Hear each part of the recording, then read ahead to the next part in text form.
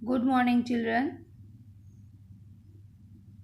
हिंदी तृतीय भाषा की कक्षा में आप सभी का स्वागत है।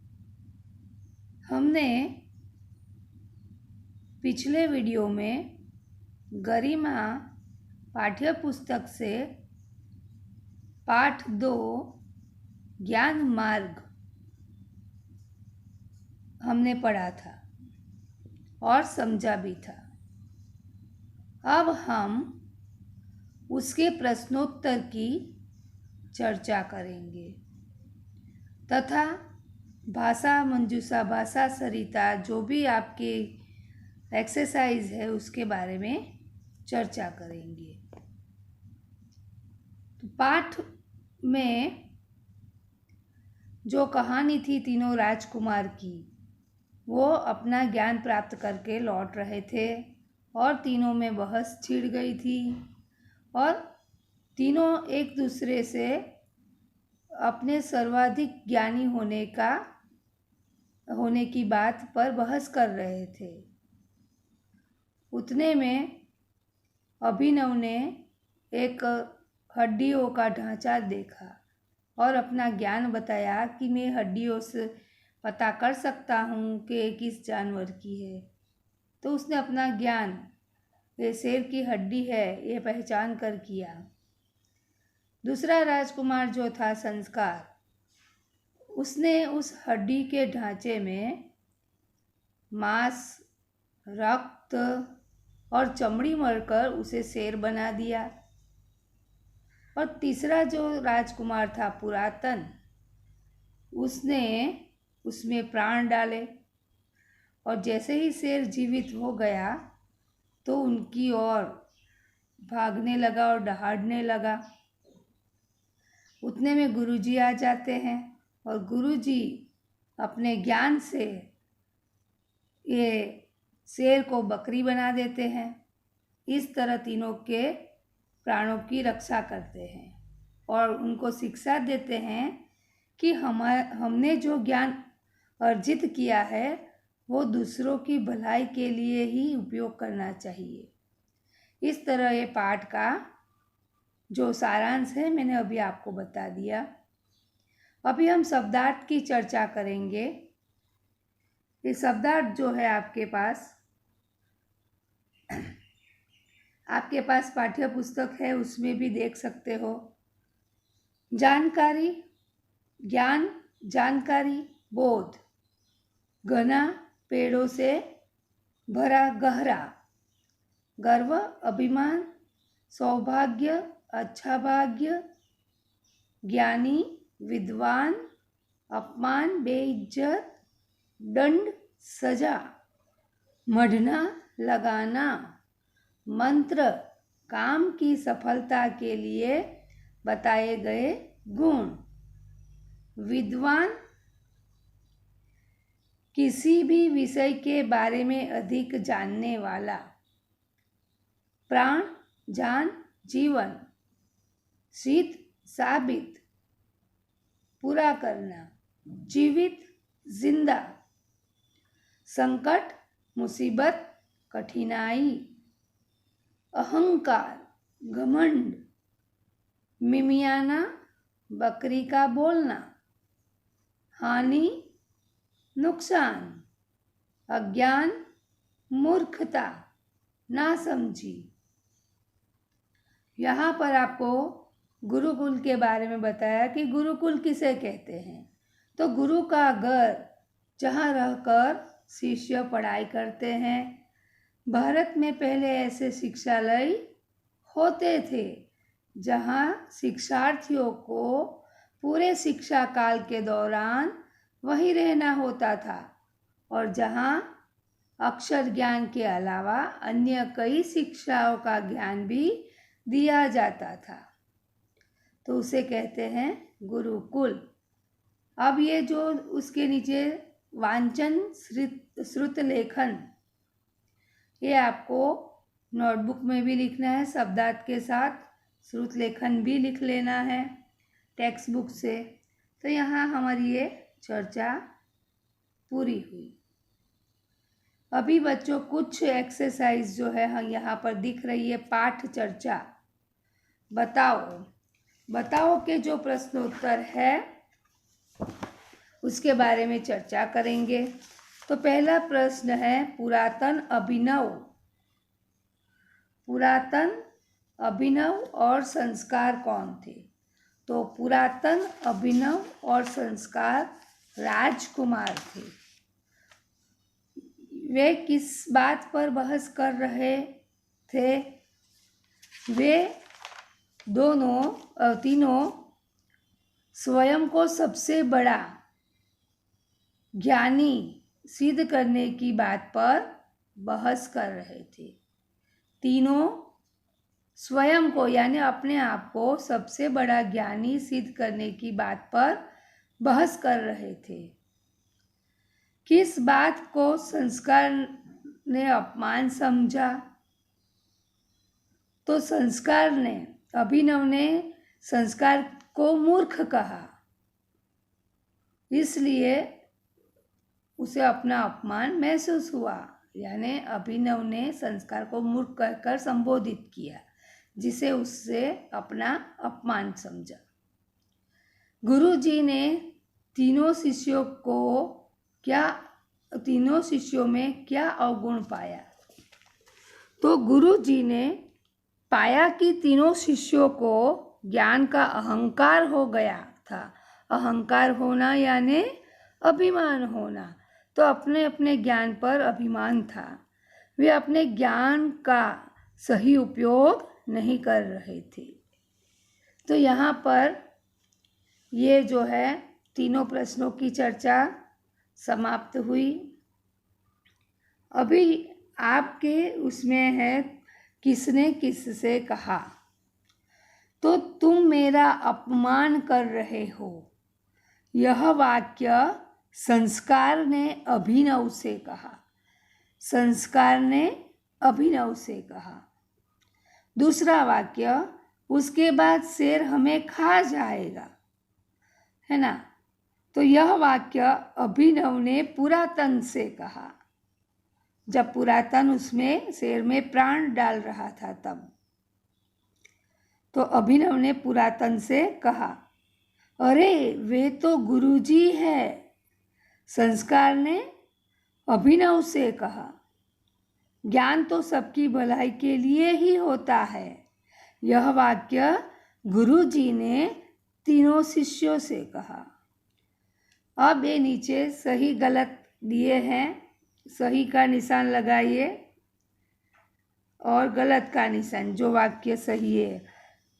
तीनों राजकुमार गुरुकुल से लौट रहे थे, वाक्य सही है। गुरुजी छात्रों के आगे आगे चल रहे थे, ये गलत है। गुरुजी तो छात्रों के पीछे पीछे चल रहे थे, आगे आगे लिखा है इसलिए गलत है। ज्ञान तो सबकी भलाई के लिए होता है, यह वाक्य सही है। अभी ये जो प्रश्नोत्तर है, प्रश्न दिख रहे हैं आपको। ये प्रश्न है, अधिक ज्ञान को जांचने के लिए क्या किया गया?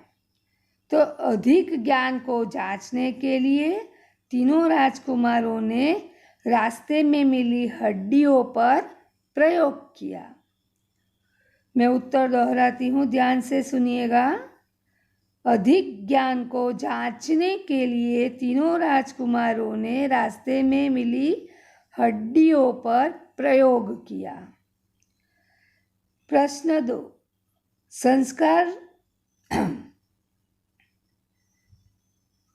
संस्कार ने अपना ज्ञान कैसे सिद्ध किया, कैसे दिखाया? तो संस्कार ने हड्डियों पर मांस और उनमें रक्त और उसके ऊपर खाल मढ़कर अपना ज्ञान सिद्ध किया। प्रश्न 3, पुरातन ने अपनी महानता कैसे दिखाई? तो पुरातन ने शेर के मृत शरीर में प्राण डालकर अपनी महानता दिखाई। प्रश्न 4, अभिनव ने गुरुजी को क्या बताया? अभिनव ने गुरुजी को बताया कि उनके प्राण संकट में है। इस तरह ये प्रश्नों के उत्तर की चर्चा समाप्त होती है। तो आप ये प्रश्नों के उत्तर पाठ को पढ़कर भी जान सकते हो और लिख सकते हो। अभी ये मूल्य आधारित प्रश्न है बच्चों। ये मूल्य आधारित प्रश्न ऐसे होते हैं कि आपको आपने क्या सीखा, समझा और क्या जानते हो, उस आधार पर आपको खुद ही लिखने होते हैं। तो इसमें जो पहला प्रश्न है, क्या झगड़े या बहस से समस्या का समाधान हो सकता है ना, निकल सकता है? अपनी बात बताओ, यानी अपनी राय बताओ। आप क्या मानते हो कि झगड़े से सारी बात सुलझ सकती है? तो नहीं, हर समस्या का समाधान होता है। लड़ने, झगड़ने या बहस करने से समस्या उलझ सकती है। इसे शांतिपूर्ण वार्तालाप से दूर की जाती है, यानी उसका समाधान खोजा जाता है। तो लड़ाई झगड़े से सभी समस्या का समाधान नहीं निकलता। उसके बारे में बातचीत करके, शांतिपूर्ण वार्तालाप करके समस्या का समाधान ढूंढा जा सकता है। तो यहाँ पर ये पहला प्रश्न का उत्तर मैंने बताया। अहंकार और गर्व में क्या अंतर होता है? तो बच्चों, अहंकारी होना यानी अभिमानी होना, ये काम तो मैं ही कर सकता हूँ, ये अहंकार है, ये अभिमान है।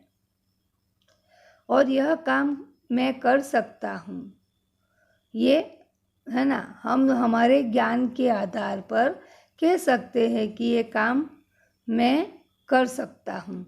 तो ये हम गर्व कर सकते हैं कि हाँ, ये काम मैं कर लूँगा। पर ये काम केवल मैं ही कर लूँगा, मेरे सिवा कोई नहीं कर सकता, ये अहंकार होता है, अभिमान होता है। तो अहंकार और गर्व में ये अंतर है कि कोई कार्य कर सकने की क्षमता दिखाना, ये गर्व है। पर कोई कार्य केवल मैं ही कर सकता हूँ, ये अहंकार है। तो इसे अहंकार और गर्व में अंतर है। क्या ज्ञान प्राप्ति के लिए गुरु का होना आवश्यक है? प्रश्न 3। हाँ, क्योंकि ज्ञान प्राप्ति के लिए आजकल तो गूगल महाराज से सब कुछ ज्ञान प्राप्त किया जाता है, पर वो गूगल महाराज का उपयोग करना भी तो आना चाहिए, उसको भी तो सिखाने वाला गुरु होता है। हाँ, तो गुरु के बिना ज्ञान प्राप्त नहीं कर सकते, है ना। गुरु बिन मिटे न भेद, गुरु बिन ज्ञान न उपजे, पढ़ लो चाहे चारों वेद। गुरु बिन संशय ना मिटे, गुरु बिन मिटे न भेद, गुरु बिन ज्ञान न उपजे, पढ़ ले चाहे चारों वेद। इस तरह गुरु की महिमा गाई गई है। गुरु की महिमा अपरंपार होती है। हमें सही रास्ता और मार्ग दिखाने वाला गुरु ही तो है, जो हमारे जीवन में अज्ञान रूपी अंधकार को दूर करके ज्ञान रूपी प्रकाश देता है, जिससे हमारे जीवन यापन में कोई विघ्न न हो। उचित ज्ञान से हम धन प्राप्त कर सकते हैं, यश प्राप्त कर सकते हैं। तो ये बिना ज्ञान के संभव नहीं है, और यह ज्ञान हमें गुरु जी से मिलता है। गुरु कोई भी हो सकता है, बड़ा छोटा, जो भी हमें कुछ शिक्षा दें, वे सभी हमारे गुरु है। मातृदेवो भव, पितृदेवो भव, गुरुदेवो भव, ये हमारी परंपरा रही है। तो गुरु बिना ज्ञान हमें प्राप्त नहीं होता, इसलिए ज्ञान प्राप्त करने के लिए गुरु की आवश्यकता होती है। तो यहाँ पर हमने ये प्रश्नोत्तर की भी चर्चा कर ली है। अब ये जो एक्सरसाइज है आप देख रहे हो, तो ये उदाहरण के जैसे आपको करनी है। पहली एक्सरसाइज जैसे रोटी, रोटियाँ, रोटियों को, फिर रोटियों से, इस तरह आप बनाकर लिख सकते हो। अब मैं आपको ये जो लिंग बदलो हम लिखेंगे शिष्य, शिष्या, राजकुमार, राजकुमारी, बिल्ली, बिलाव भी लिख सकते हैं, और बिलोट उसे लिख सकते हैं, बिलोटा भी लिख सकते हो, बंदर, बंदरिया, है ना, ऐसा भी लिख सकते हो। पर यहाँ आपको बंदर बंदरिया नहीं दिया हुआ है, मैं आपको बता रही हूँ। शिष्य, शिष्या, राजकुमार, राजकुमारी, बिल्ली, बिलोटा, बालक, बालिका और बंदर, बंदरिया। ओके, बंदरिया है, यहाँ पर है। सौभाग्य, दुर्भाग्य, हानि, लाभ, ज्ञान, अज्ञान, दंड, पुरस्कार, मूर्ख, विद्वान, अपमान, सम्मान। तो इस तरह से यहाँ विलोम शब्द जो है वो पूरे होते हैं। ओके, और ये जो सर्व संज्ञा की एक्सरसाइज है वो आपको अभी नहीं करनी है, जब हम संज्ञा पढ़ेंगे तब करेंगे। तो यहाँ तक आपको ये सभी पूरे एक्सरसाइज मैंने आपको बता दी। इसको लेकर के अगर आपको कोई समस्या है तो आप हमें बताइएगा।